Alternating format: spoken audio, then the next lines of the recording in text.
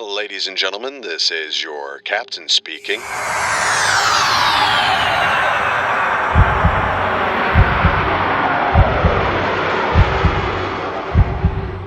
The glowing, on time, next to Flight 606 at Gate 13 gave Hannah a small sense of relief.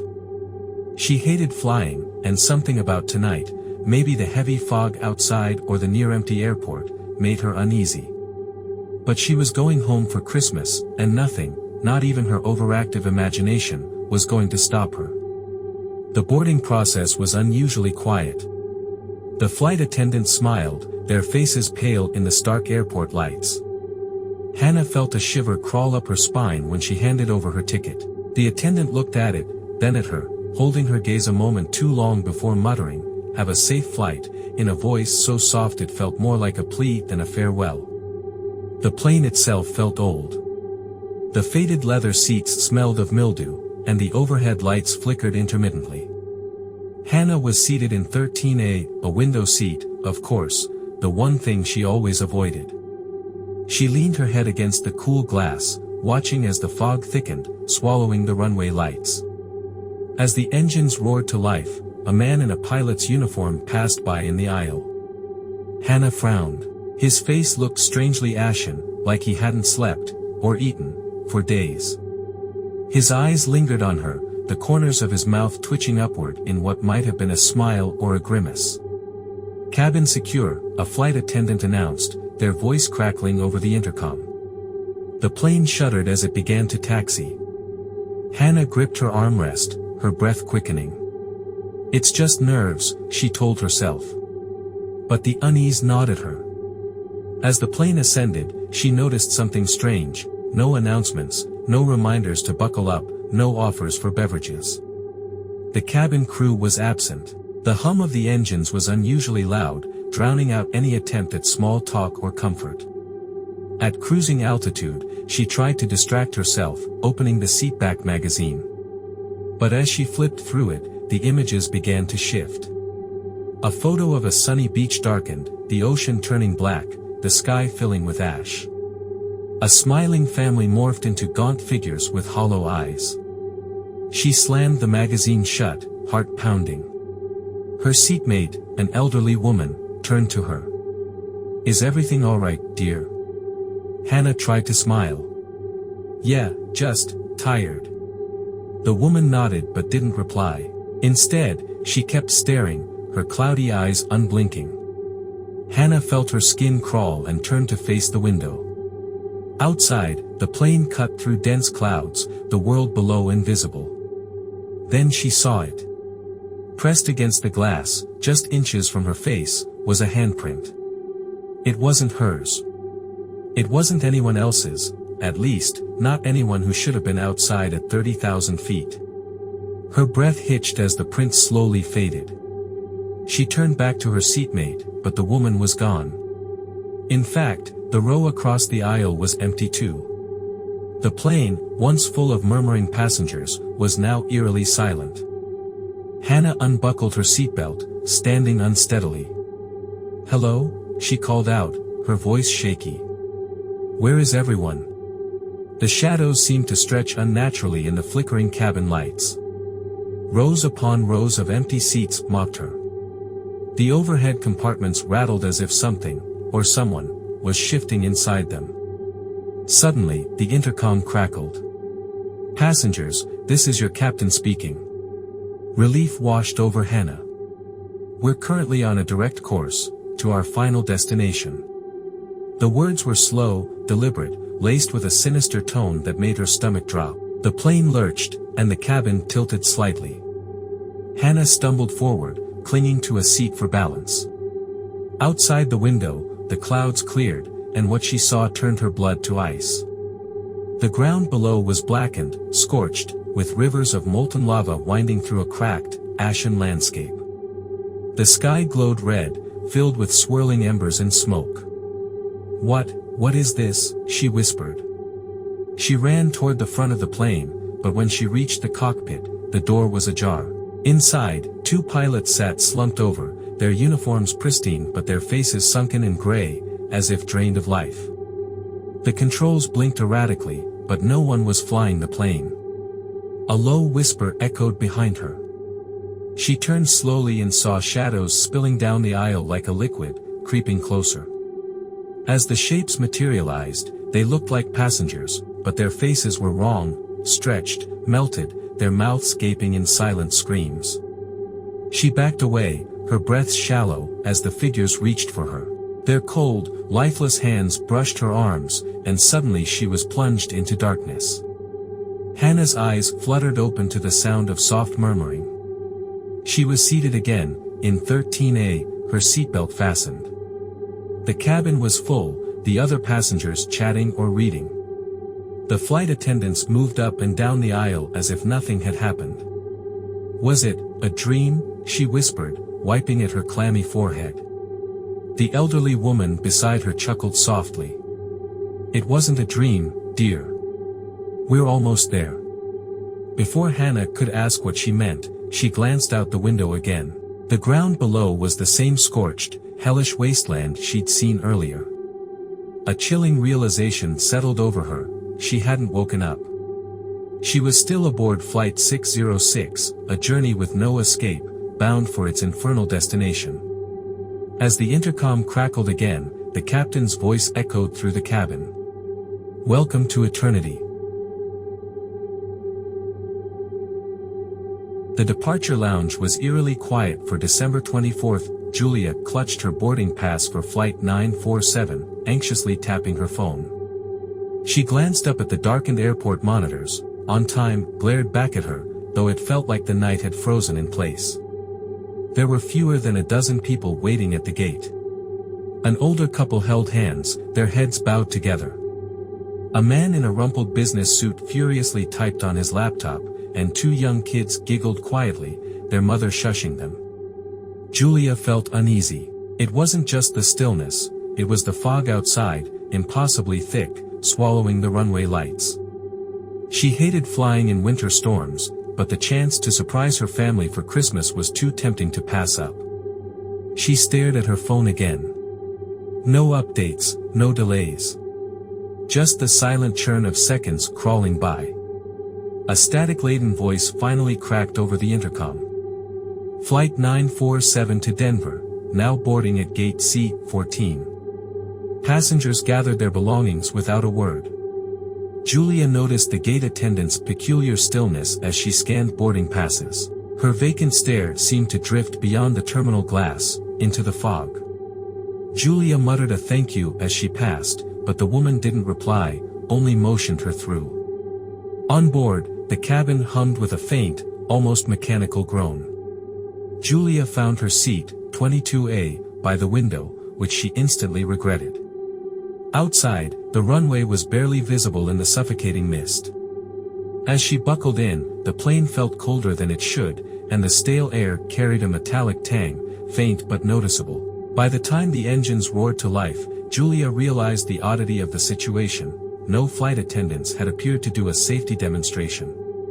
The passengers had just settled quietly into their seats, their faces strangely blank. The speakers above crackled faintly but announced nothing. The plane lifted off, climbing sharply. Julia stared out into the churning fog, trying to calm herself. The engines droned loudly, louder than normal, almost drowning her thoughts. Half an hour into the flight, the lights flickered. Once. Twice. Then the cabin was plunged into complete darkness. A murmur swept through the passengers, their whispers quickly swelling into panic. "Is something wrong?" someone called out. Before Julia could chime in, the lights sputtered back on, but they were dimmer now, casting sickly yellow halos across the walls. Then she noticed it. The passengers weren't the same. The elderly couple a few rows ahead had slumped unnaturally against one another, their skin mottled and gray. The businessman had stopped typing, his hands frozen midair, head tilted at an impossible angle. The children, Julia's stomach dropped, sat utterly still, their faces pale and featureless, as if their expressions had been erased. Their mother sat rigidly beside them, her lips twitching as though whispering to something unseen. Julia bolted upright in her seat, heart racing. "Hello?" she called out, her voice cracking. "What's happening?" A low chuckle floated from across the aisle.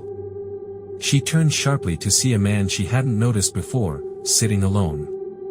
His dark, sunken eyes locked with hers. His smile was too wide, revealing teeth that seemed sharper than they should be. "You're awake now," he said softly, his voice dripping with amusement. Julia gripped her armrests. "What do you mean?" He tilted his head. "Most of them don't notice. But you do, don't you? That this plane isn't going where you think it is." She opened her mouth to reply but froze. Out of the corner of her eye, movement stirred in the aisles. One by one, the other passengers were rising, slowly, unnaturally, as if pulled by invisible strings. Their necks jerked as they turned to face her, their lifeless eyes locking onto her with unsettling precision. Julia scrambled to unbuckle her seatbelt, but the strap wouldn't budge. "What is this?" she screamed, struggling against the restraint. "This," the man replied, standing now, his shadow elongating unnaturally in the dim cabin light, "isn't just a flight. It's a crossing." The cabin seemed to warp, stretching impossibly. Julia glanced out the window, expecting to see the stars, but instead saw nothing. No sky, no earth. Only a gaping void, black and endless, swallowing the horizon. The intercom crackled to life, the sound distorted and sinister. "Ladies and gentlemen, this is your captain speaking," the voice rasped. It was wet, guttural, like something dragging itself through muck. "We'll soon be arriving at our final destination." Julia's breath came in shallow bursts. "I want off this plane," she shouted, struggling harder against her belt. The other passengers began to shuffle forward, their feet dragging unnaturally along the floor. The pale, empty-eyed mother reached her first, leaning over her seat. "There is no getting off," she whispered, her voice echoing unnaturally. Julia shut her eyes, praying for escape, for this nightmare to end. When she opened them, she was no longer in her seat. She was standing at the end of the aisle, the passengers encircling her like vultures, their hands outstretched. The man with the sharp smile stood at the front of the plane, grinning wider now, his form growing larger, stretching until his head nearly touched the ceiling. His eyes burned like embers. "Welcome, Julia," he said, his voice filling the cabin like a storm. "To where all paths lead eventually." The last thing Julia saw was the window beside her. Outside, the darkness of the void rippled, forming vague, horrific shapes, twisted hands, faces pressed against the plane, mouths open in eternal screams. And then the plane plummeted, swallowing her in the abyss. They never found Flight 947. But sometimes, on foggy December nights, travelers in airports swear they hear faint whispers in Gate C-14. Whispers of voices calling out from a flight that never landed. Amrita hated flying. She had tried everything to calm her nerves, deep breathing, meditation apps, even a double shot of whiskey at the airport bar, but nothing worked. Still, she didn't have a choice. Flight 865 was her only option to make it home in time for her sister's wedding. It was a late-night flight, the kind where even the pilots sounded half asleep during the announcements. As the plane taxied down the runway, Amrita clutched the armrests of her window seat, praying for a smooth trip. "Relax," said the man beside her, a friendly stranger with salt and pepper hair. "Flying is safer than driving, you know." She forced a smile, nodding politely. But as the plane took off into the starless night sky, a sinking feeling churned in her gut, stronger than usual. About an hour into the flight, the turbulence started. It began as a few gentle jolts, barely noticeable. Amrita focused on her book, trying to block out the small bumps. But the shaking grew worse. "Ladies and gentlemen," the captain's voice crackled over the speakers, strained but composed, "we're experiencing unexpected turbulence. Please remain seated with your seatbelts fastened." The shaking became violent. The overhead compartments rattled, a low groan reverberating through the cabin as if the plane itself was alive, struggling to keep itself together. Amrita's heart raced. Around her, the other passengers looked equally uneasy. The woman across the aisle was gripping her seat so hard her knuckles turned white. A child near the front began to cry. Suddenly, the plane dropped. Not a small dip, a stomach-lurching plummet that sent screams echoing through the cabin. Amrita's head snapped back as the oxygen masks fell from above. The friendly man next to her grabbed her arm. "It's going to be okay," he said, though his wide eyes told a different story. The plane stabilized, but the atmosphere didn't. Amrita noticed something strange. The lights flickered, casting shadows that didn't seem to match the movements of the passengers. A faint, acrid smell, like burning rubber, filled the air. Then she realized something chilling. The crying child's voice had abruptly stopped. She craned her neck to look, but the row ahead was empty. Did that kid move?" she asked her seatmate. He shook his head, frowning. "I didn't see anything." Amrita pressed her face to the window, hoping the view outside might calm her. But all she could see was black, no stars, no ground lights below, just an infinite, crushing void. That's when she saw it.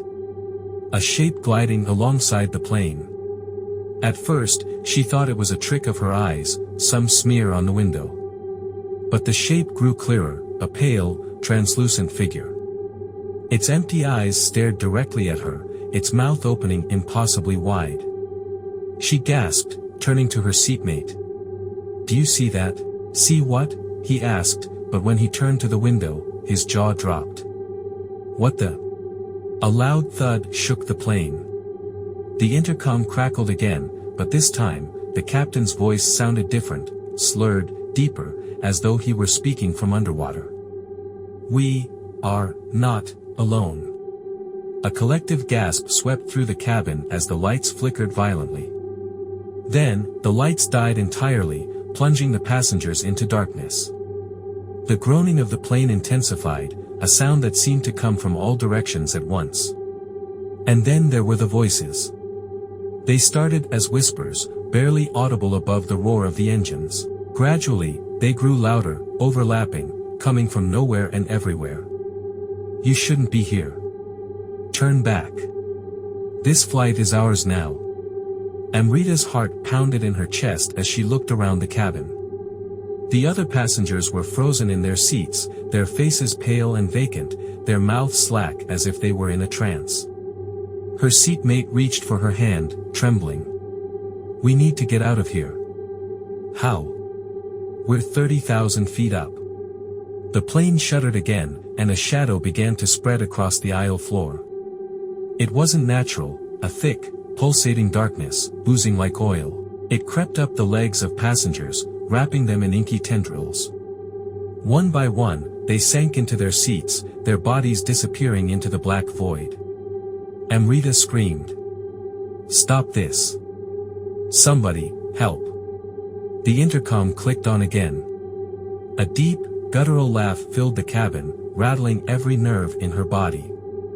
"Help," the distorted voice mocked. "This is your final destination." In her panic, Amrita unbuckled her seatbelt and stumbled into the aisle. Her seatmate tried to grab her, but his hand dissolved into ash the moment it left the armrest. She shrieked as the shadow crawled toward her, faster now, hungry. She bolted for the cockpit.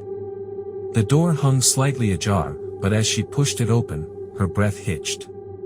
The cockpit was empty. No pilots. No instruments. Just a massive window revealing the same endless void, stars now appearing to spiral in sickening patterns. She turned back to the cabin to see the passengers, all gone. Only their clothing and carry-ons remained, scattered among the seats. The shadows began seeping up the walls, warping the plane into an unrecognizable mass of flesh-like metal. Suddenly, she felt a cold hand grip her shoulder. She spun around. It was the figure she'd seen outside the window, now inside, grinning at her with hollow eyes. Its voice echoed in her mind. "You should have stayed on the ground." The next morning, news outlets reported the disappearance of Flight 865. Radar had lost contact over open water, and no debris was found. But on stormy nights, air traffic controllers occasionally pick up faint signals from an unregistered flight, accompanied by ghostly voices repeating the same chilling phrase. "You shouldn't be here." Love these stories? YouTube algorithm suggests that you would like to listen to these stories. Click on the video on the screen.